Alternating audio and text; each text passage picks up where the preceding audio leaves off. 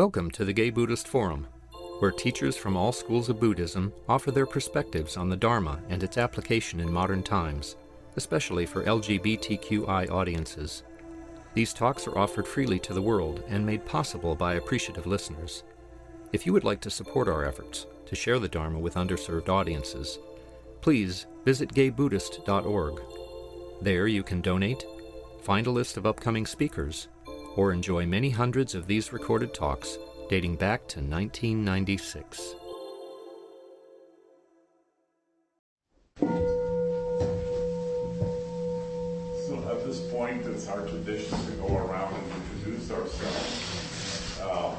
Since there are several of you that are here for the first time, it would be great if you could simply mention that you're here the first time so that we can later on greet you and welcome you to the Sangha properly. So let me start with myself. My name is Oswaldo. My name is Robert. Tom. My name is Henry. My name is Michael. My name is Louise, and this is the second time. My name is Mel, and this is the second time, I think. I'm Greg. Scott. Don. Juan. Jim? Andrew, I've been here a few times. Jeff? Dina, first time. Larry? Shantan? John? Jerry? Richard. My name is Ray. Jack. I'm Brad. Dennis. George. And John. My name is David. I'm Nick, and my first time. I'm Grisha. I'm Tom. John Michael. Peter. I'm Kim. My name is Harley. I'm Jay. I'm Alzak. I'm Tom. And there will be a quiz afterwards. Yeah, who's who?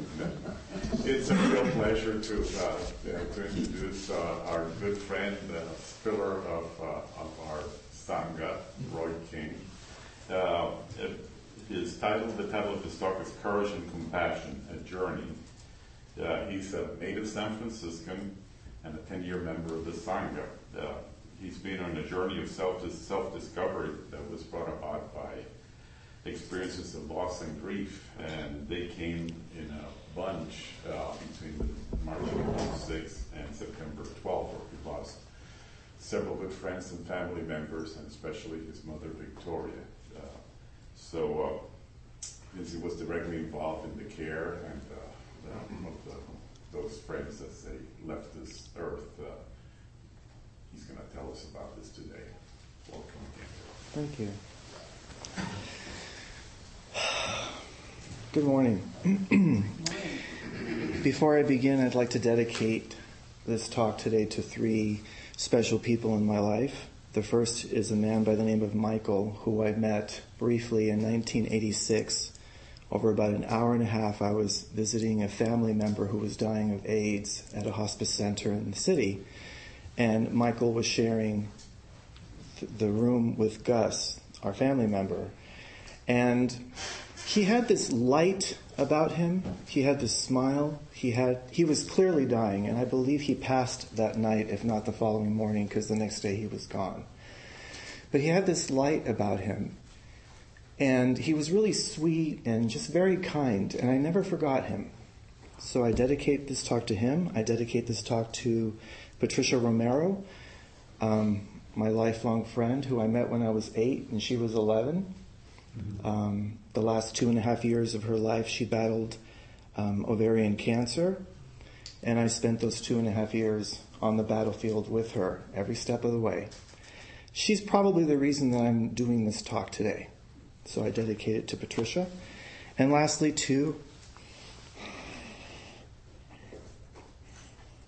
I knew this was going to happen. I knew it.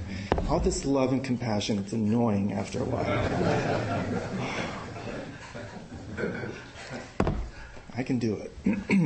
Hal Hershey, our wonderful Hal Hershey, who he himself is battling cancer right now. And I expect him back safe and strong and healthy because we need him back here at GBF. So let's send him some loving thoughts. So last week I was facilitating And it's the role of the facilitator at one point to read the bio of next week's speaker. Well, that was me. So I wasn't too comfortable with that. I thought it was a little awkward, so I had my buddy Jeff read it. And it was the first time that I had heard the bio read out loud.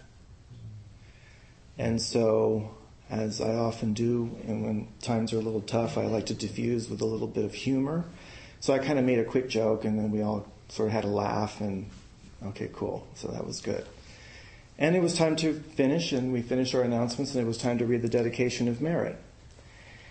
And I read this 100 times. So I started to read it, and then boom, I felt it. And I thought, uh-oh, this is going to be tougher than I thought. And I started thinking about that experience, and I started thinking about Charlie Garfield. Charlie Garfield is the man who founded the Shanti Project, and he did a beautiful talk here at GBF last year.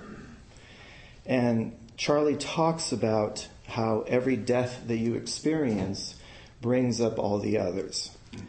And I can corroborate that theory or that sentiment. In just this past January, I accompanied my wonderful friend Louise, who's like my second mom, on a very difficult task. She was meeting her sister-in-law to take her nephew off of life support, and it was at a hospital in the East Bay. So I found out that she was going, and I thought, let's go together. I'll drive, and we'll go do this. So we were there, and, in a beautiful room with so many wonderful friends of his, and, we witnessed him taking his last breath. 2 days later, woke up in the morning, and I could feel this heaviness in my head and over my eyes, and just this I was just moving very slowly. And then I realized, I went, oh, you're back. The grief that I've been living with for probably the better part of a decade is still something that I carry, and it was back pretty strongly that morning. I could feel it. And so it's exactly how Charlie said, they all affect you. And there's this wonderful quote of Rumi's that I've only heard the first part, but I was able to see the whole part of this, and he talks about grief. Grief can be the garden of compassion. If you keep your heart open through everything, your pain can become your greatest ally in your search for love and wisdom. And I think that's very true. I realized when I was putting this very difficult talk together that I never want to lose touch with my grief. I always want to carry it because it's a memory of all these wonderful people that have passed through my life and people who I've been able to support in their what we, of course, conceive as one of their most difficult times. And so it's an honor. It's sacred ground that you walk when you're there for somebody who's passing. So I first came to GBF by way of a Dharma gate. And as I understand it, a Dharma gate is that which brings you to the brink of maybe some difficult life lessons, of something that's hard that you're going to deal with, and you need some support. And that Dharma gate was the passing of my wonderful friend Randy. I had been through other deaths before. Gus, of course, who passed away not too long after that visit at hospice. And of course, we all have experienced, being from San Francisco, being gay men in this community, have experienced so much death and dying in the 80s during AIDS. I was a young man, though, and I wasn't really part of the gay community as much, even though I was born and raised here. But I did go through Gus's passing, which was difficult, and there were some other friends and acquaintances that I knew, and it was tough. But I had never really been touched by it until Gus passed away. So I was there for him and for his care. My first boyfriend, Bill, wonderful man, who I love dearly, and he died of cancer many years after we were together, but he was always a big support of mine. And then my dad, in 1999, who I brought home from the hospital the last week of his life. I wanted to bring him home with the support of hospice to care for him and have him die peacefully at home. When Randy passed, though, it was really difficult. I had never experienced grief on that level. He was my big brother. He was a wonderful friend. We were very close. And he was my real connection to gay male community. I've been blessed to have amazing women in my life who have been always the foundation of my life and who have given me so much strength. But since I didn't have as many gay male friends, it was weird because my best friends were all living in LA and Florida at the time, and then it was Randy. And I remember when he was close to succumbing, we were talking and hanging out, of course, and any minute I could spend with him, I did. And he said to me one day, "You know what I wish for you in your life, Roy?" And I said, "A husband." And he said, "Besides that." He said, he goes, "I wish that you would show the world my Roy, the Roy that I know." You know? He goes, "Be who you are. Show them who I love." He goes, "Some people may not get it, but those that do, they'll love you like I do." And that's still a work in progress. And I realized after Randy died that I really missed him, of course, his big personality and the laughter and all those physical things and mental things that you have. But what I missed the most, I think, was the love that he had for me. I missed his love for me. And so I knew when he passed that I was going to be entering a very difficult time in my life. I knew that I was going to go kind of like through this tunnel. But there was always something inside of me that I could see the light at the end of. And so I thought, okay, this is really difficult. This is the hardest time, but I have to go now look for community. I was searching for Sangha. At the time, I didn't know what Sangha meant. I was just looking for friendship. And so I remembered I had come to this place on Bartlett Street that one time, a long time prior, and I thought, I'm going to go check it out. I'm going to go and see. So I went. And the very first person that I met, and I've told the story before, was my wonderful friend Ray Dyer, who always greeted. And what I loved was that he was so friendly and so kind. And like the second time I came back, he was like, "Roy, right?" And he remembered my name, and I got a hug. And and then I met wonderful Jim Stewart with big hugs and laughter, and always so friendly and warm and kind. And when you're going through the hardest time in your life, the smallest kindness, a smile, a hello, an embrace, really means a lot. I've never forgotten that. And so I also started seeking other communities. I was going out. I joined a hiking club. I met a couple of cool people and stuff. But it was tough because I was looking for community and friendship, and a lot of the men that I thought were becoming friends either wanted to be a boyfriend, or they're looking for a partner, or they wanted to have sex, and I just wasn't there. It's just not what I wanted or I needed in my life at that time. So it was tough. And so I circled back to GBF, and I thought, I'm going to come back to GBF, and I'm going to really give it my best shot, and really come here, and come every weekend, and stay for the Dharma talks, and even stay for the social hour. And so I did. And I started to meet people. And then my life took a fortuitous turn when I decided to go to my first GBF retreat. And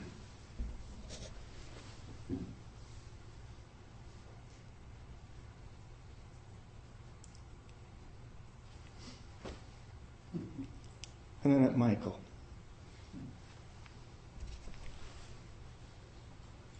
Who helped make me more Buddhist. I needed a lot of help.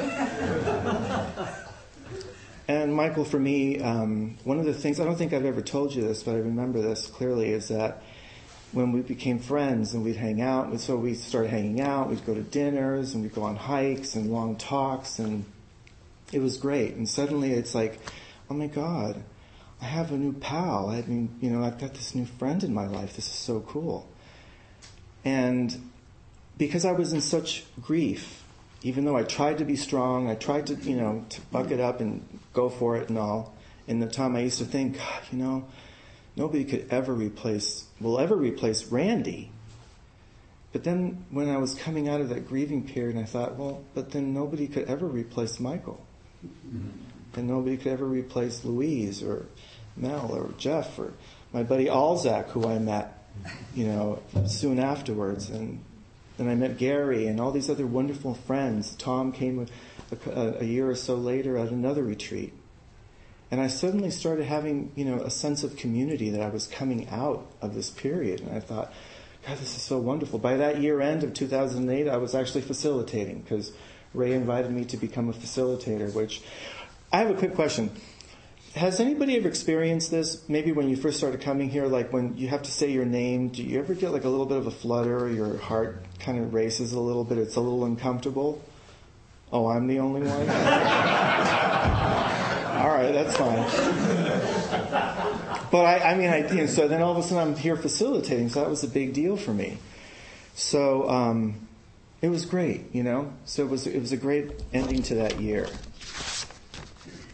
At Randy's 30-year anniversary, which was in March, he passed on the 10th, and I used to take the day off. It was like a holiday that I would take for myself, and I'd go up to Mount Tam and do some meditation and talk to him, and I'd go have breakfast and order what we always ordered, and it was just a day that I just did for our friendship. The day before, my wonderful boss Walter, who I love dearly, wonderful man. If you had to have a boss in your life, this is the one to have. He was just amazing. He had been struggling with his health, and he came into the office, I'll never forget, and he announced that they had discovered that the pain that he was experiencing in his leg and his back was actually stage 4 melanoma. So that was a shocker to everybody. And 3 days, that Friday, I got the call from Patricia's aunt. I call her Tia. Tia is aunt in Spanish. And she called to let me know that I hadn't seen Patricia for a couple of years. Not for anything bad. It was just that, our lives took different roads. Hadn't seen her for a couple of years, and that she was in the hospital now battling cancer. So now it was at home, and now it was at work. So I thought, okay, here we go. When you go through a cancer surgery and you have to do chemotherapy, there's always a break in between. So Patricia was living at home with her mom, Tia Alicia, who was wonderful. I used to love to, and I started going to the house. I went to the hospital, of course. I went to the house all the time, and Tia Alicia would cook, lomo saltado, and arroz con pollo, and all the Peruvian dishes. And what do you want? You're coming Tuesday. What would you like? So she just was she was another mom to me. And I remember early on, Patricia and I sitting in her room, and because her mom loved when I came over, and so did her aunts, because they were all freaked out. But they could hear us laughing in the room and having a good time, and her spirits being kind of brought up. And I remember early on she disclosed to me that she was very fearful of the chemotherapy that was coming. She was afraid. So, and a little background. Patricia was very much like a scientist, very into science, into studies. A little bit atheist, agnostic atheist, was not religious at all. And then her family, Peruvian, Latino, Catholic, the saints, all of it. And then me all over the place in between. So she could talk to me about whatever she wanted to talk to. And so then I said to her, I go, well, I have an idea. I have a game plan. She goes, what is it? And I go, for the chemotherapy. She goes, okay, what is it? I said, well, why don't we meet the chemotherapy head on? And let's just cut it off at the pass. She says, what are you talking about? I said, let's start doing visualizations and healing meditations. And I want you to go on the internet and read about how the body can heal itself. And I want us to, let's pretend that the chemo is really your ally. Don't think of it as poison the way everybody says it. Just think of it in those regards, and let's just go for it. What do you think? She goes, oh, I love that idea. And I said, okay, cool. I have to ask you a question, though. And she said, yeah. And I go, when we embark on this, I said, I need to know something. I said, can I ask you anything? Can we talk about anything? Can we talk about your fears? Can we talk about the cancer, the chemo? Can we talk about maybe even death and dying? Can we go there? And I'll never forget it. She looked at me and she said, Roy, I expect nothing less from you. She goes, I need that from you. I want to do that. And I said, okay. And I remember I even went, okay, let's do it. So that began this amazing, journey between the two of us, whether it be at her house or at the restaurant or on walks, late night talks, whatever it took. There we were together and having the most, amazing talks. And I'll never forget them. I could write a book on everything that I learned. It was an amazing 2.5 years. A year into it, Tia Alicia passed away from cancer. And she was the first of our generation's mom to go. And I remember I was devastated when she died. I think Patricia was stronger than I was. And it was really, really hard. So there was Patricia battling her cancer, being strong for me while I was going through the grief of her mom passing. And I remember being in the hospital to visit Thea. And I walked in one day because Patricia had called to say it's not going to be too much more time. So I walked in and her room, and there she was, 81 years old, doors over here. I come in, I'm standing at the foot of the bed, but her attention is this way because sitting next to her right, holding her hand, is her 97-year-old mother, comforting her. And I'm standing there watching this, and the Spanish word for old lady is vieja, but as a term of endearment, we sometimes say viejita to the older ones. And so she said, viejita, Mommy, thank you for everything you did for me in my life. Thank you for everything you gave to me. And Mamina's trying to comfort her. Oh, no, you don't have to thank me. You've been a wonderful daughter. And I'm just standing there witnessing this. And then all of a sudden, Tia Alicia turns and she sees me at the foot of the bed and she says, Roy, please. She said, please don't ever leave my kids. Always be with my kids. Always be there to support them like you are. I said, don't worry, Tia. I said, I'll be there like como un soldado. I remember saying to her, like a soldier. Don't worry. And so she passed away.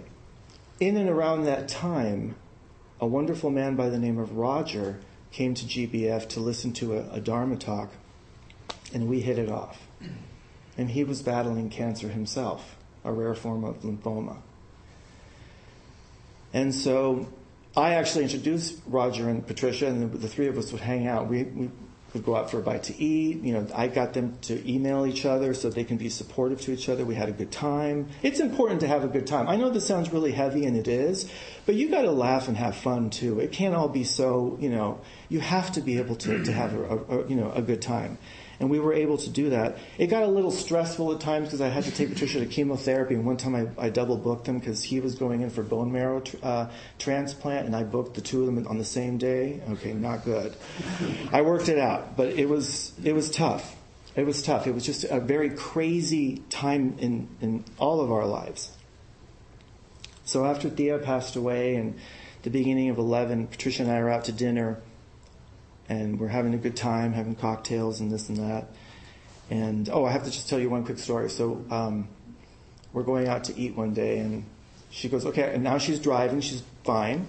So the chemo's happened, now she's strong again, and I see her car pull up, and I look out my window, she's coming over, and they're going to jump in my car and go out. And now she's this Peruvian woman, beautiful woman, has a little bit of an Asian look, dark hair, beautiful. And she comes out of her car wearing this blonde wig. So those of you that know me know that, I can be a little bit direct. So she comes into the house, hi, kiss and hug, hello, and we're sitting there, and I say, can I ask you something? She goes, yeah. I go, what's up with the wig? She goes, isn't it awful? And I go, yeah.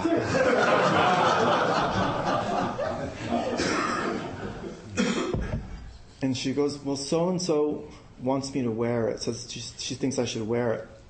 I said, well, so-and-so ain't here. And you should tell so-and-so to take several seats the next time you see her. I said, because you don't need to wear this wig. She was, well, I got my cap in the car. I said, go get your cap. I said, let's leave. I go, leave the wig and go get the cap. So she puts the cap on. She's feeling good. So off we go. So we're sitting in the restaurant. Now, it was kind of a chilly day.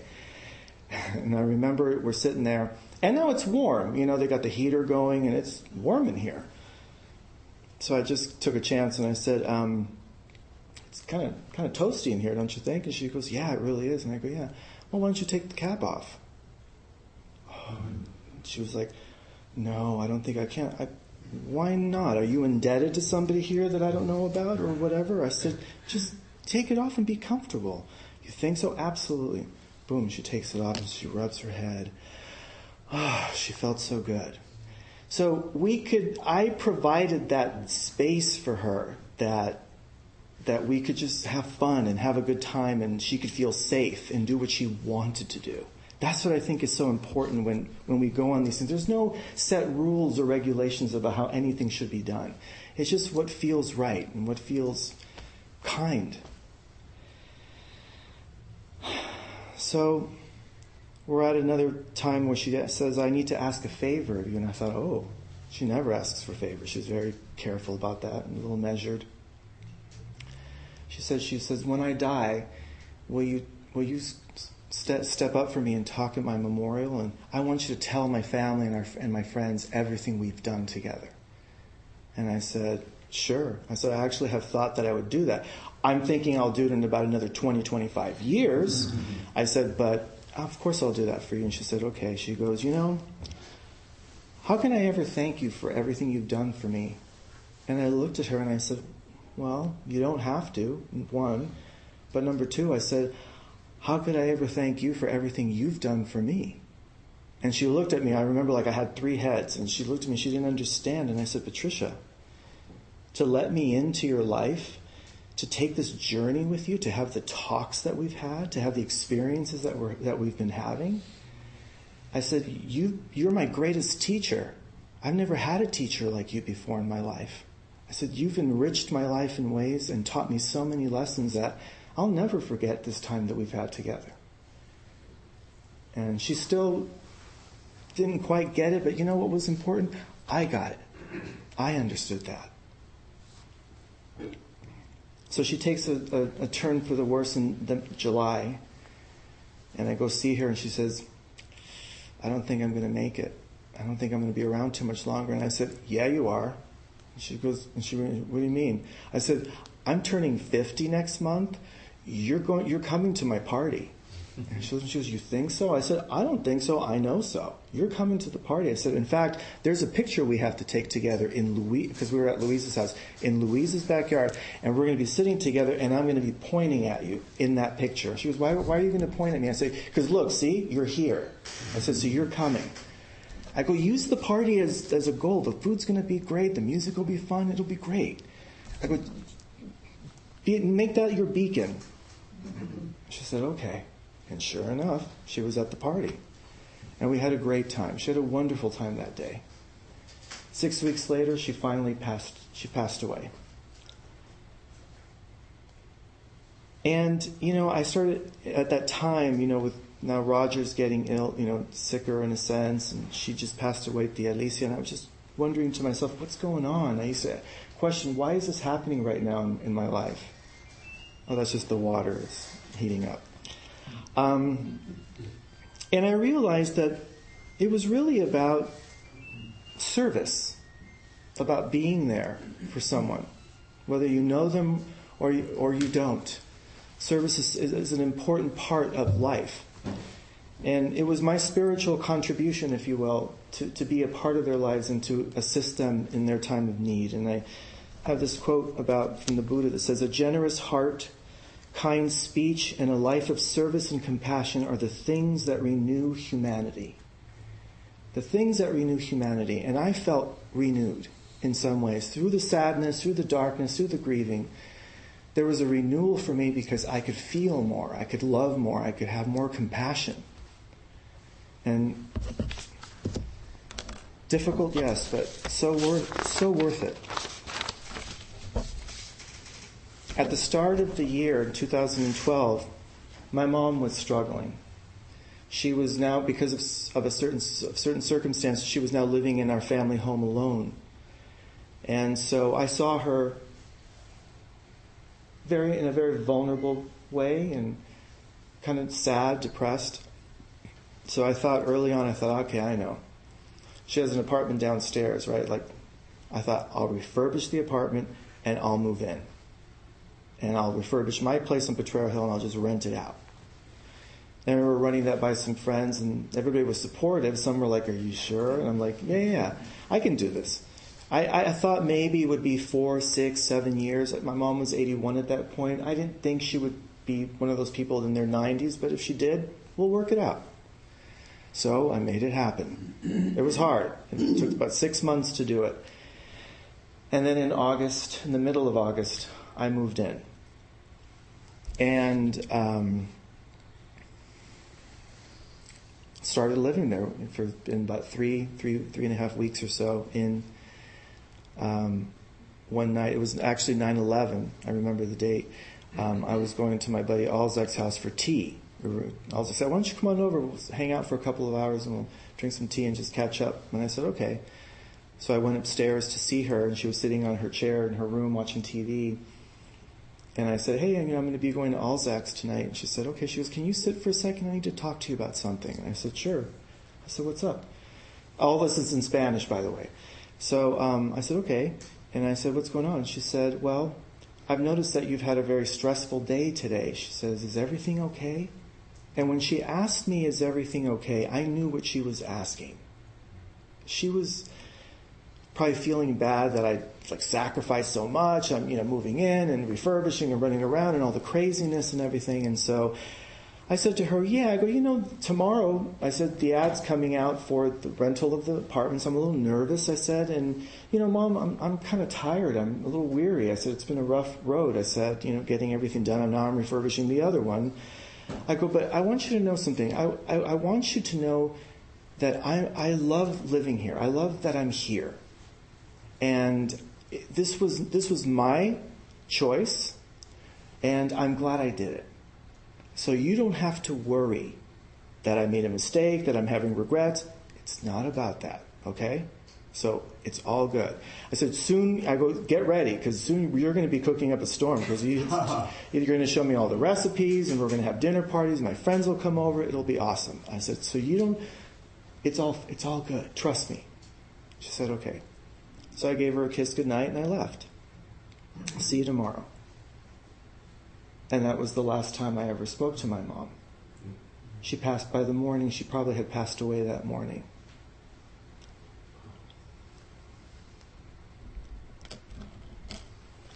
I came home and found her.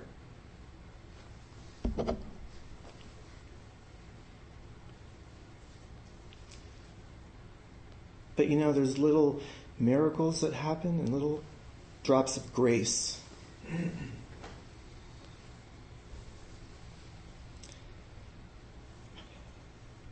So the paramedic arrives. He comes back out and he says, I'm so sorry, Roy, for your loss.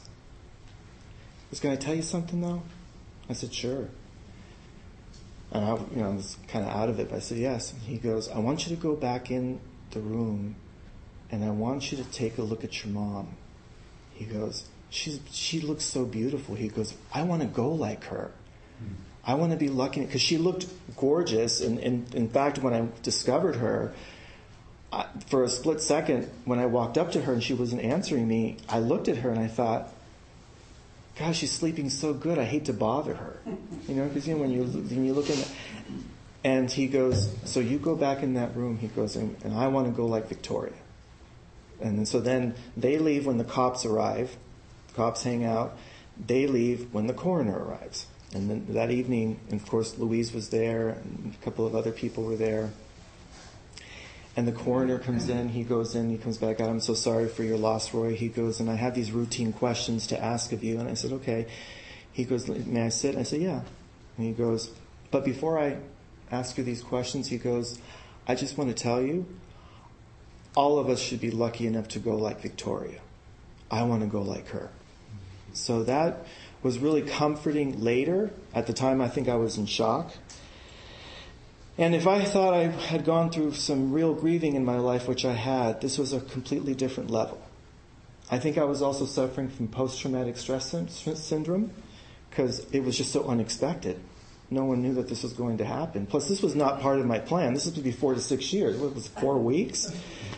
So it was tough. And I entered a period where Mr. Rock of Gibraltar, Mr. Has It Together, Mr. You Can Count on Me, kind of unraveled. And I actually kind of enjoyed it on certain levels because I've always been that person you can count on, and it was kind of nice just to sort of be a little crazed.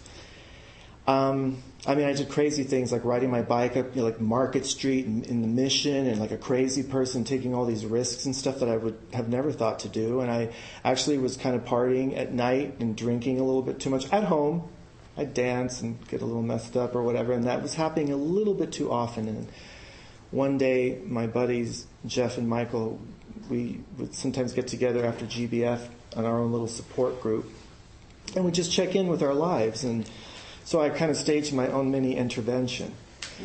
And they're both psychologists, and we talk, and we can really talk. And then, I started hearing about the slippery slope, and I started hearing about self-medicating yourself, and that was kind of trippy to me to hear that, But they were being really honest and supportive, and also I made an appointment with my doctor.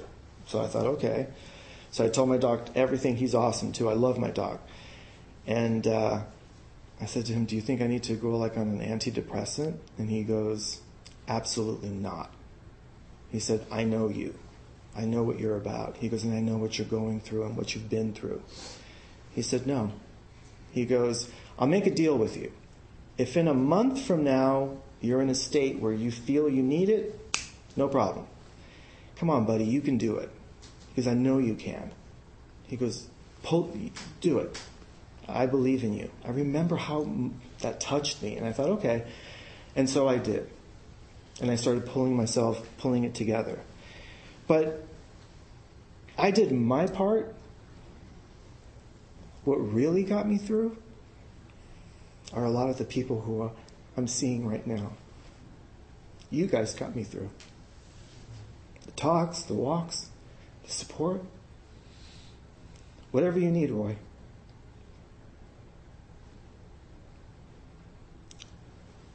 All my wonderful friends and family. At times our own light goes out and is rekindled by another person.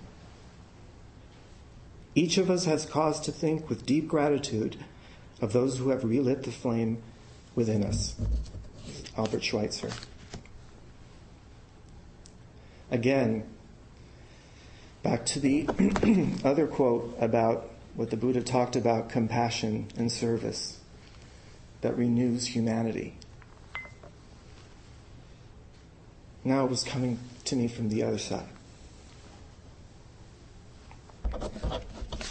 I'm very lucky. So I was hanging out with a friend of mine last week, and he happened to ask me, "So how long have you known that you're going to do this talk?"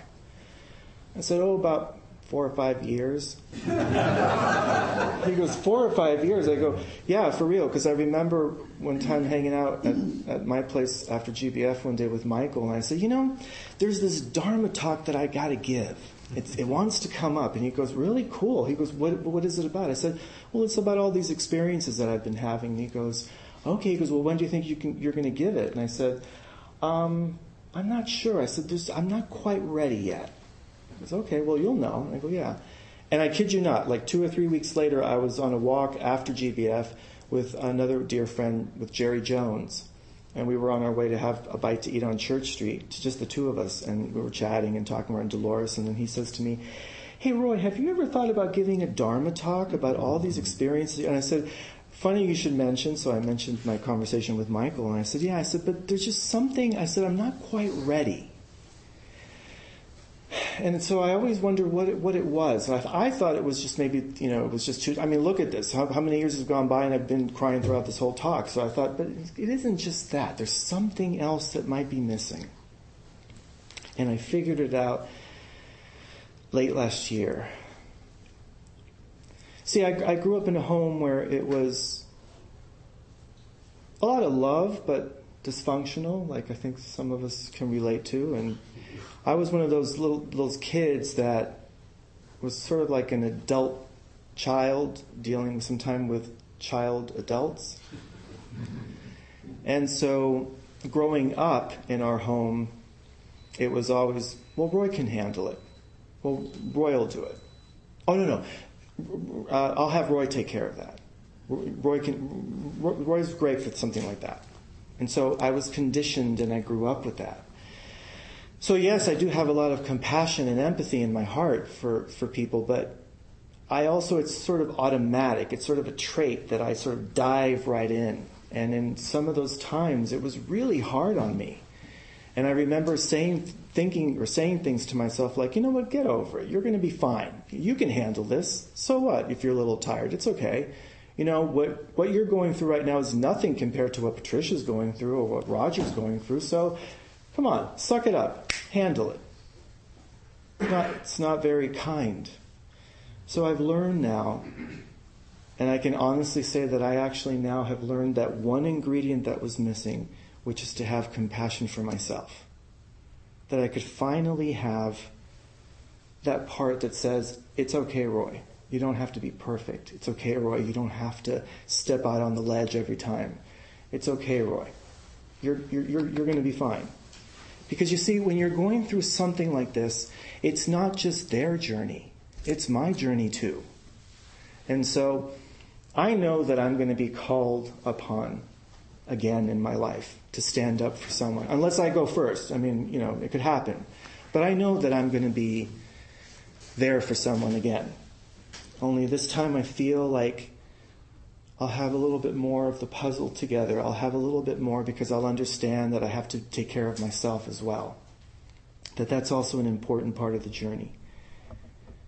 And I'd like to leave you with this last quote that I found in a book that I can't remember where I found this. I didn't write the book down when I took the quote. But it sums up how I'm feeling at this moment in my life. You must, with love, put your own needs and serenity first. Within the human spirit beats an independent, peaceful heart if you can set it free. Thank you. Thanks for Roy. I'm sure there will be plenty of questions and comments, so let's turn the floor over to That was beautiful. Thank you. Well, let me jump in because Please. It's interesting how often it happens that we have an impact when we're not particularly aware of it, and sometimes it doesn't come back to us until years later that you realize you had an impact. Absolutely. But there's a very real and tangible impact you're making on me today, because just yesterday we put our beloved bulldog down, and of course, it is not a human being, but somebody that was with us for 7 years. And it was not an easy decision, never is an easy decision, but it was harder because his condition was brain cancer. And so it manifested itself in weird behavior. A dog that had been very mellow, very sweet all these years, began, first of all, doing inappropriate behavior like peeing all over the house, but then he began this robotic type of incessant pacing, up and down and up and down. And we took him to the vet 3 different times. They figured that he maybe was having dog dementia. There's such a thing as a cognitive disorder, canine cognitive disorder. But my husband is wants to get to the bottom of things. So at great expense, we had an MRI done and realized that it was cancer that had spread all over his brain, and that the likely outcome would be having seizures and going blind, all sorts of terrible things. So we made the decision; it was time to go. And then, but when they sent him home from the MRI, they gave us prednisone to give him, and that decreases inflammation. And yesterday morning, when we decided to do it, they were coming in at noon. He had a wonderful morning. He was his old self, and So there was that extra sad thing, but at the same time, he had a good ending to his life, and it was a very peaceful ending. Would that we all have the luck that your mom had, or that Max the bulldog had, because it's not all of us have that luxury, that good luck. And at the same time, I'm dealing with a friend who has himself dementia, who's taking care of somebody who's dying, and I'm trying to pick up some of the pieces, but at the same time, trying to figure out what is it that I can actually do to help, and what is it that would be intrusive in their lives. Your guidance is about checking in with myself and what I can do and what would be beyond my capacity to be effective is an important one. So I'm glad. Thank you so much. You're welcome. Thank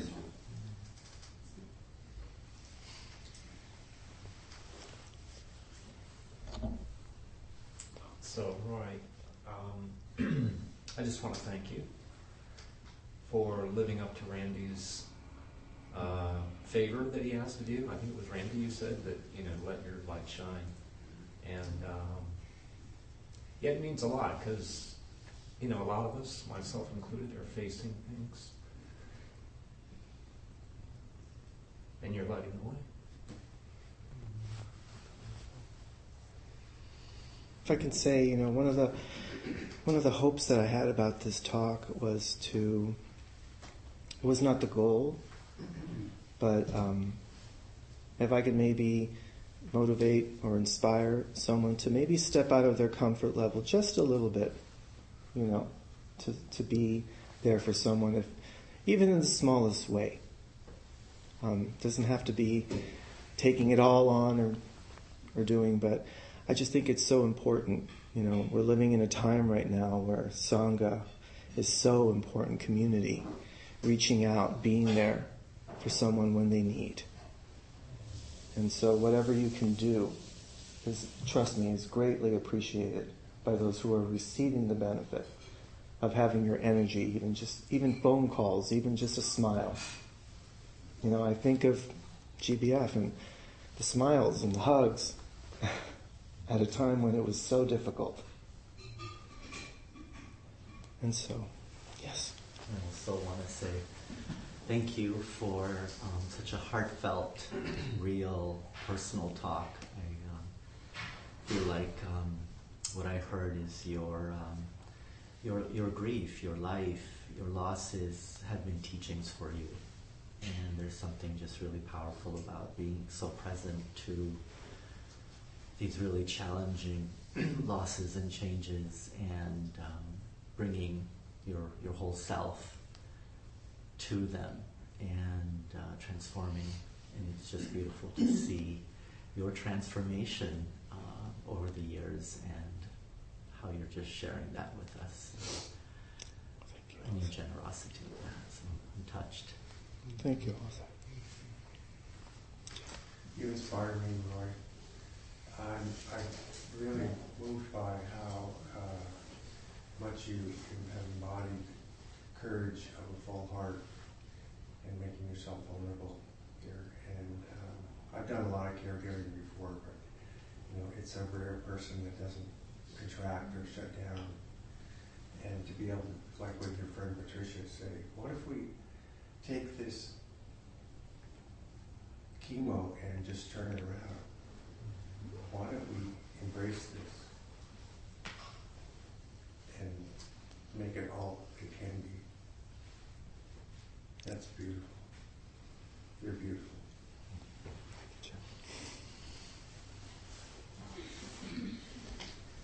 Thank you, Roy. And thank you for your extraordinary friendship. One of the things that struck me in your talk was how you created family for yourself beyond your biological family, and how Randy was a brother, and you had, Louise was a mother, and I think it's just sort of a miracle if we can do that for ourselves, if we can sort of move beyond the narrative of our own families and find love and compassion and encouragement. So I feel very blessed to have you as a friend. And you know, I grew up in a family where it was not demonstrative, and people didn't even utter the word love. And the fact that I've developed a facility with telling you that I love you, and that you always tell me you love me, it's really miraculous. So I really thank you for the gift of your friendship. Thank you. Tina? I feel very honored to have been invited to come hear you speak. And I want to thank you for your courage and the strength and your vulnerability to talk and share about something that is very deep and delicate in many ways.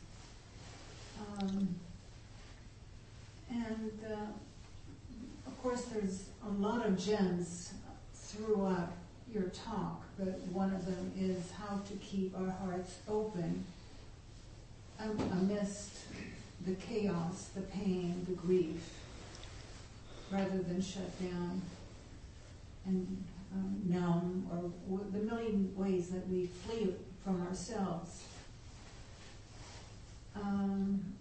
Your talk has given me tremendous comfort and insight as well. So I want to say thank you. Oh, thank you. I appreciate it. I'm sorry I have to leave. Okay. So, Okay. thank you, everyone. Thank you.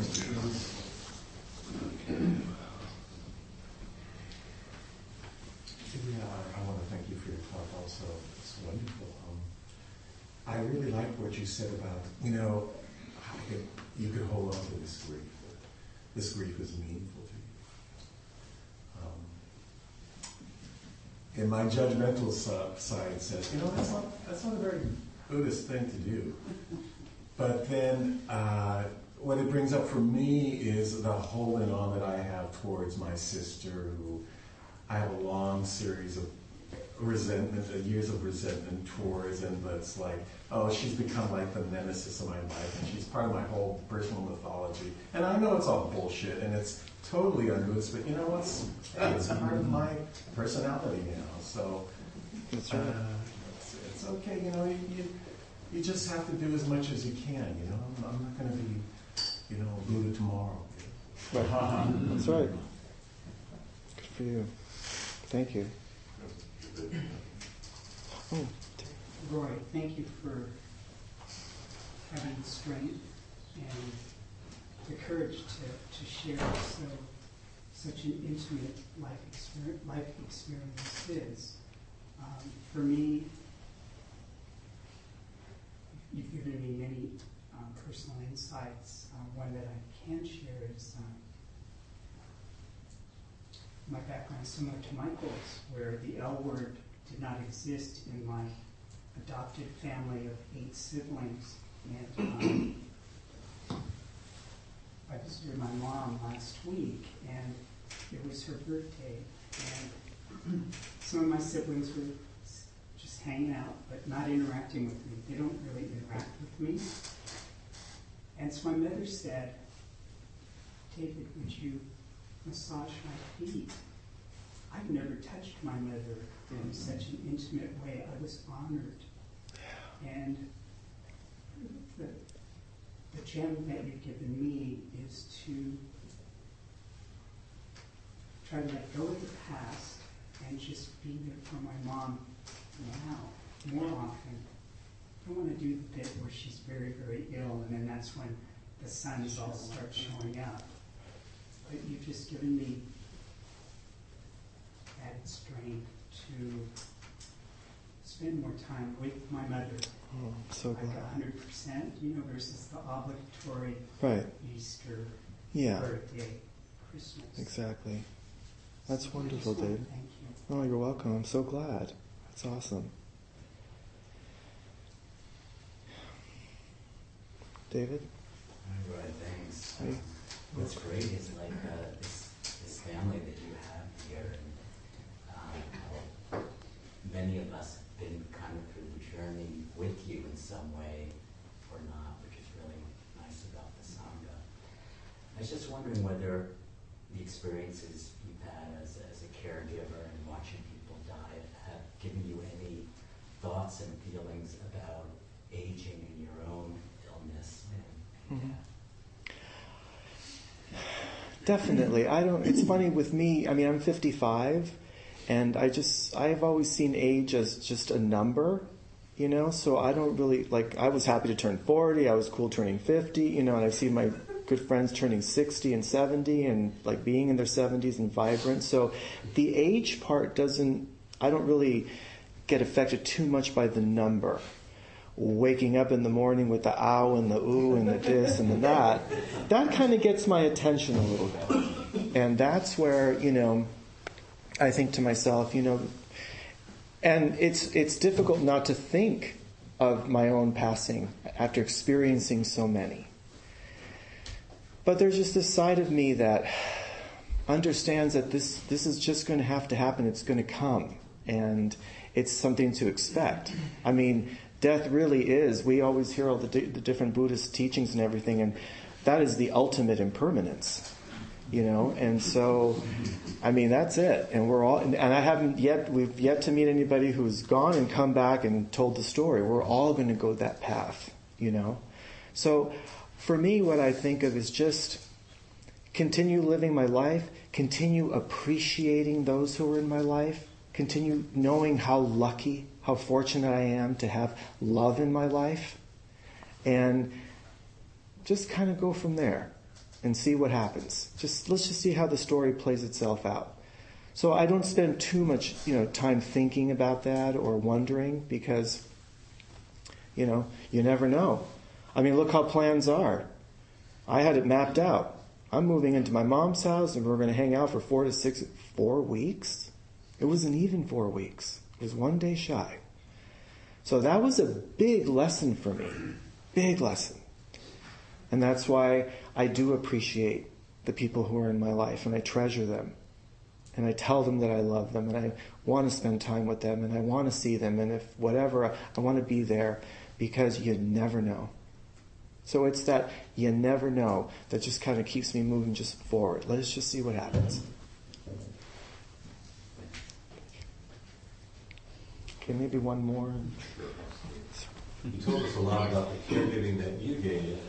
Maybe you could just briefly sum up a little bit about how, when the tables were turned on you and you had your devastating bike accident, and you had no choice but to be the recipient of other people's caregiving. Did you find that you were able to put into practice what you learned when the tables were turned? It was hard.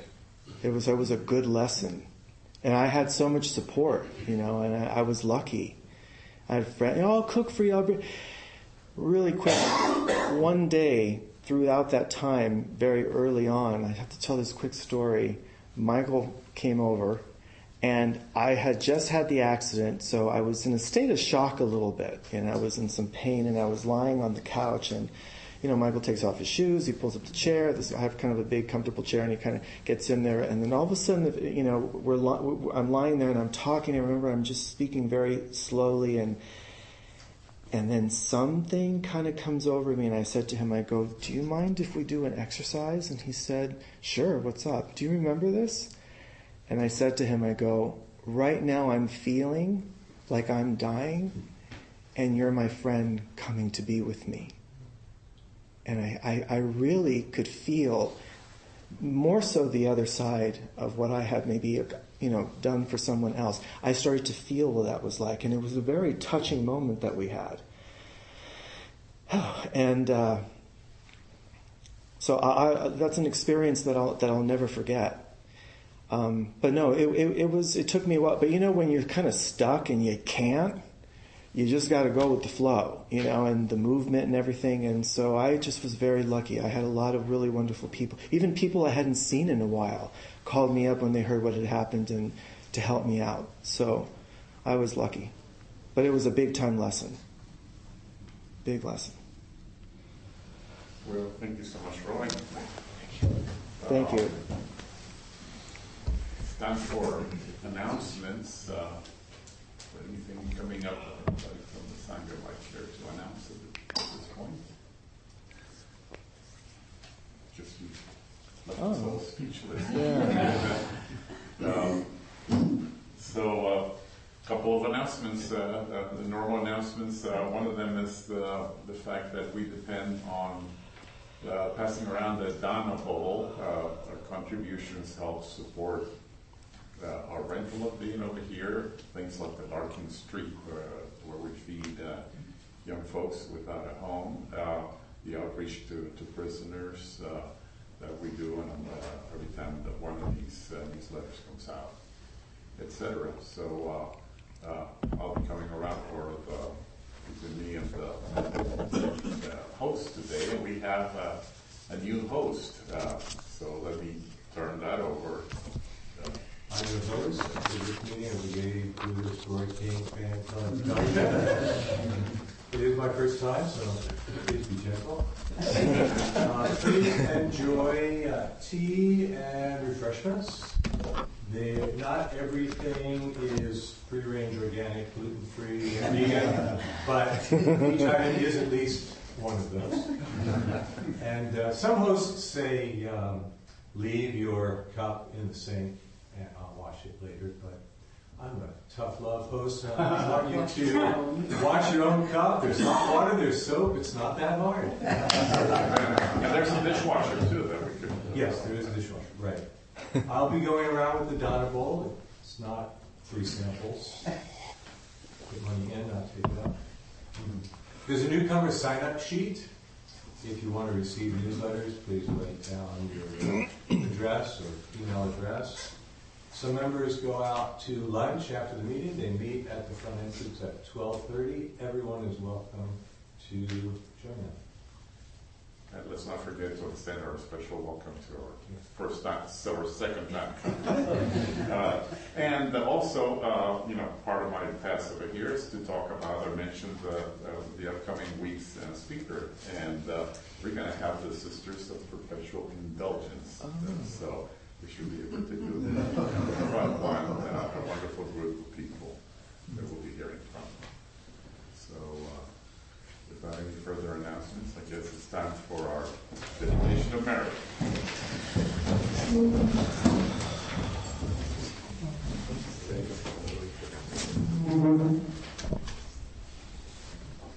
By the power and truth of this practice, may all beings have happiness and the causes of happiness. May all be free from sorrow and the causes of sorrow. May all never be separated from the sacred happiness which is without sorrow. And may all live in equanimity, without too much attachment or too much aversion, believing in the equality of all that lives. I need some ice cream. Thank you for listening to the Gay Buddhist Forum. If you would like to hear several new talks per month and be notified of upcoming speakers so you can participate live, please subscribe to this podcast, like us on Facebook, and join our mailing list by visiting gaybuddhist.org.